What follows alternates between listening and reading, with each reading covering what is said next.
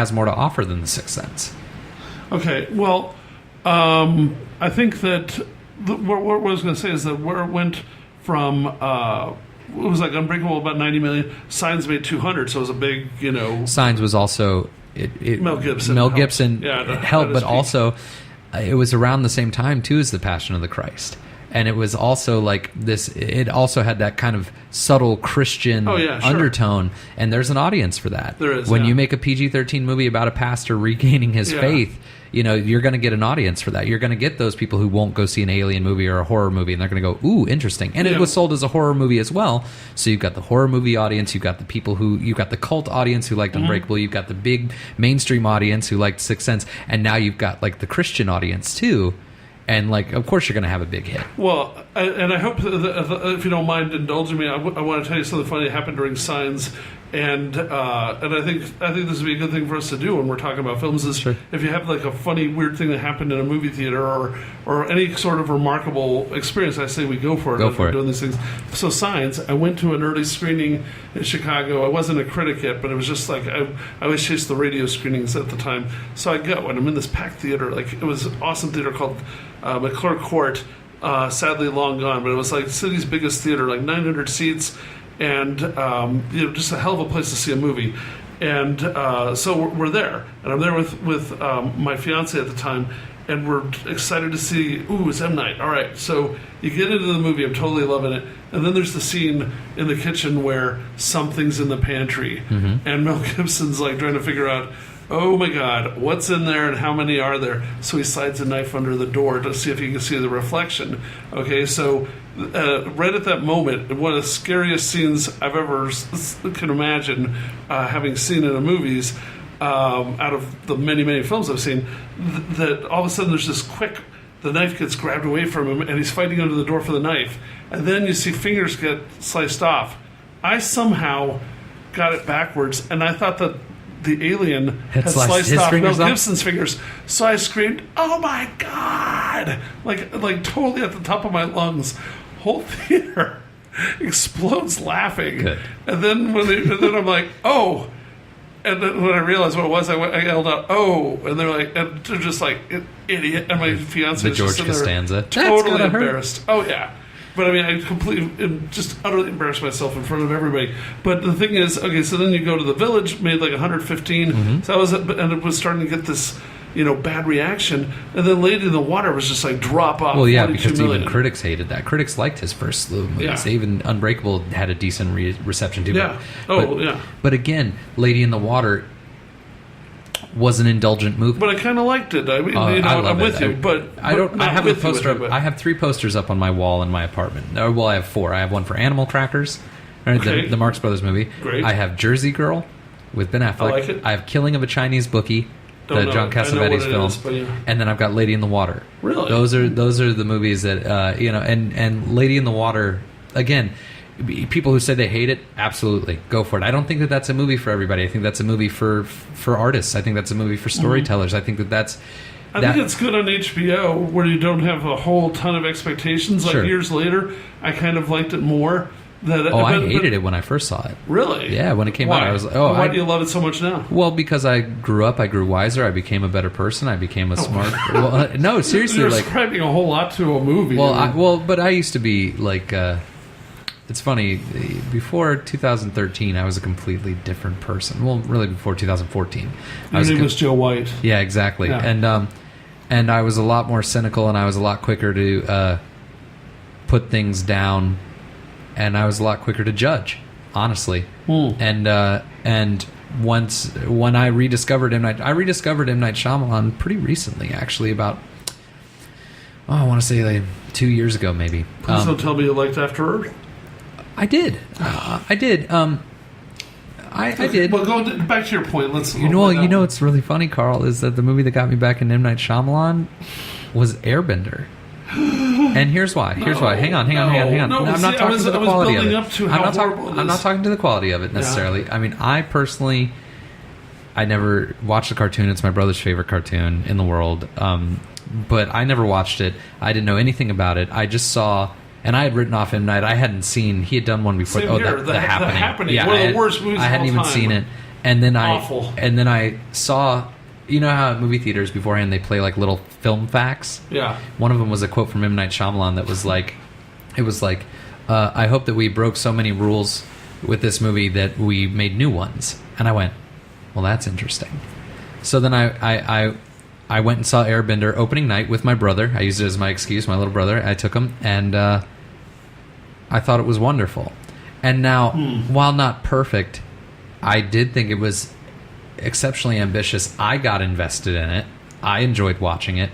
And I went in it cynically, you know. And then I see at the end of the film, there's this little boy, the main character, Ong. I forget which one they use in the movie, Ang or Ong. Mm-hmm. The entire fire army is coming toward him. And what does he do? He finally finds his center, himself as a person. And he ends up stopping an entire army without killing a single person, because he finds himself and he finds true, you know what I mean? And so I sit there and I'm watching a movie made for 8-year-olds about a little boy who stops an entire evil army without killing anybody. That's an interesting I thought idea. that was wonderful. Then my brother tells me that in the show he actually turns into a dragon and kills everybody. And I was like, huh, well, that's interesting. But I found that to be really, really moving. I thought it was beautiful. And so then I went home and I watched The Happening. Mm-hmm. And I loved it. No. And now here's No. the thing. Here's the thing. No. Here's the thing. What? In 2009, I made a movie called The Hatchet Sisters. It was like an homage to like Russ Myers type movies, you know. It was about lesbian witches in the woods. It was an exploitation movie, but a 60s exploitation. So it's exploitation, but there's no blood, there's no nudity, and there's no like foul language. So it's just kind of this strange, weird little movie. And I specifically wrote it to fit that language. I don't know if you've ever seen Faster Pussycat Kill Kill. You know? Oh, yeah. It's got those great little kitschy lines, you know, like, you got a weird sense of humor. Yeah, try again. I get funnier, you know?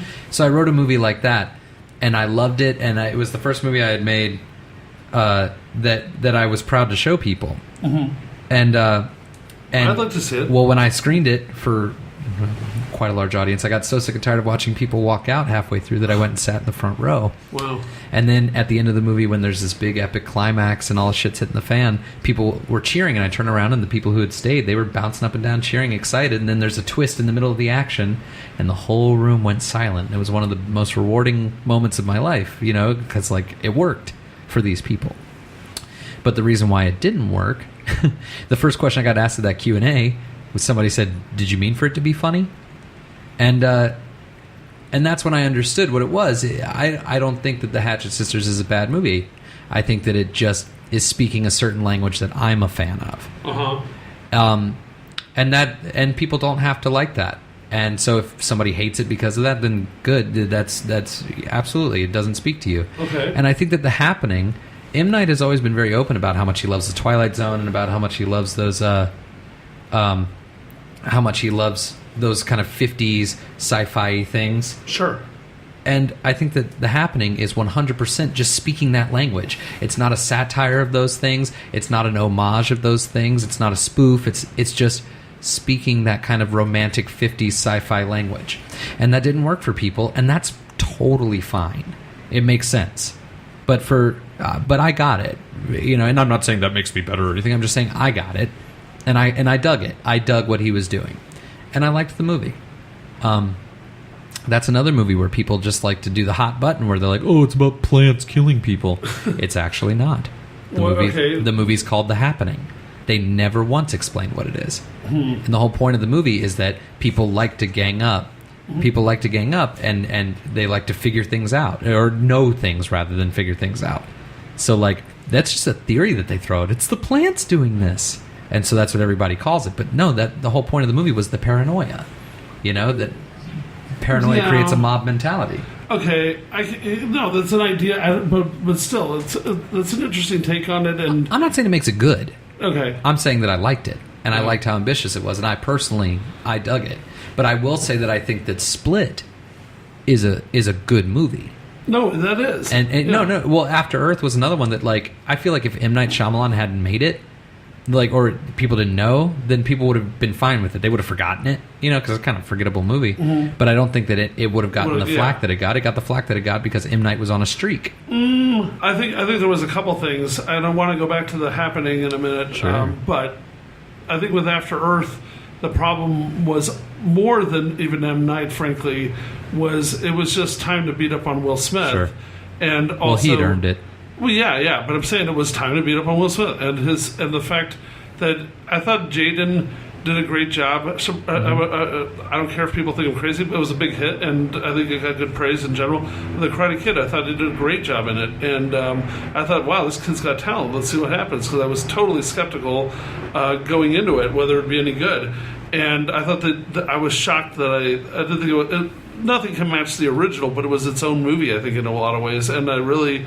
Thought he was fantastic, and although I thought I was like, how does a little kid like that get abs like that? Was that CGI, or did he really, a little 12-year-old kid? He just watched 300 a really lot. have those abs? It was insane. But anyways, not to sound like Kevin Spacey, but anyway. But the thing is that I think in After Earth, it was like, okay, let's build a whole movie around him, and it was at a time where Will had a couple of dogs, and there was was he into Scientology and all that stuff going on, and I think it was just, let's just kill this thing, and everybody just crushed it, even though it wasn't a great movie, but it certainly wasn't like all-time worst the way that they were saying. After Earth, yeah. It was fine. That was the problem with the movie, is that it was fine, but the studio was trying to sell it as the comeback for all of them. You know what I mean? And it was fine. But I will say that the designs in the film are very original, that I liked the pacing of it. I enjoyed watching the movie. I don't really remember a whole lot about it, but I remember walking home going, I liked that. But can I go back to The Happening, though? Please do. Because I would like to talk about Split a lot. And for a while, The Happening was my favorite of his. Okay, so The Happening, here's the thing. Maybe I'll even rewatch it with what you're saying in mind, because it's an interesting theory. However, The Happening... I really was looking forward to it, because I was like, ooh, he's actually crossing into R-rated stuff, and let's see where he goes with it. I know, but they were making a big deal that it was going to be R-rated. The first R-rated film. And they were making a big deal out of the opening being so shocking, with the construction workers, committing suicide en masse. And the thing is, it was a shocking idea, but there was just something, I don't know what it was, because he had always been a great director, and even in Lady in the Water, it was directed well, I thought. There was just something about The Happening that I thought that opening scene with the construction workers, or close opening, was so. I thought it was utterly incompetent. I was shocked. Something was off tonally with that movie. Almost throughout the film, it was really badly directed. I don't know why. I don't think that it's badly. It's the language of that movie. And here's the thing: he had always had a weird kind of obscure, but this is the time when he went fully into it, which, again. I don't know, man. It really seemed incompetent to me. I was shocked. Yeah, no, I mean, and I can understand that, but the movie is consistent within itself. You know what I mean? I like it better on HBO. When I see it in parts, I'm kind of like, okay. There's never watch 20 minutes. There's never a moment in that movie that feels like it's in a better or worse movie. That movie is consistently whatever the tone it is, it's consistently that from start to finish. But again, there's a pull quote. I personally feel that that's just the language of that movie, and I'm into it. Just kind of like Baz Luhrmann's William Shakespeare's Romeo plus Juliet, is its own language. I love that movie. I don't, but that's what I'm getting at. You know what I mean? That's what I'm saying. It is its own world, yeah. Yeah, and again, it exists wholly in that world and never steps outside of that boundary. And I'm not saying that makes it good or bad. I personally really enjoy it, and I don't think it's a bad movie. But I enjoy it. That's just me. I will say that I think that his best film, though, is Split. Really, his best? I do. I think that it's obviously not my favorite. Lady in the Water is my favorite, but I think that The Sixth Sense is really an easy movie. To be honest, I think it's an easy movie. It's easy to tell. It's easy. The first time, did you know before? Yeah, it's funny. And did you know because people said so? No. I went and saw. It's funny. I saw a movie with my father. I used to go see the movies with my dad every Friday, but for some reason this time I went with my mom. I went with my mom always. Rarely with my dad. Yeah, and we were watching it, and at the beginning of the movie, when he's sitting in the church with Cole at the very beginning, I turned to my mom and I said. Is he afraid of him because he's a ghost? Did he die when he got shot? Yeah, and my mom was like, well, duh. Wow. My mom, too, was like, well, duh. Wow. And that was kind of... that kind of killed the whole movie for me. That happens to me sometimes when, like,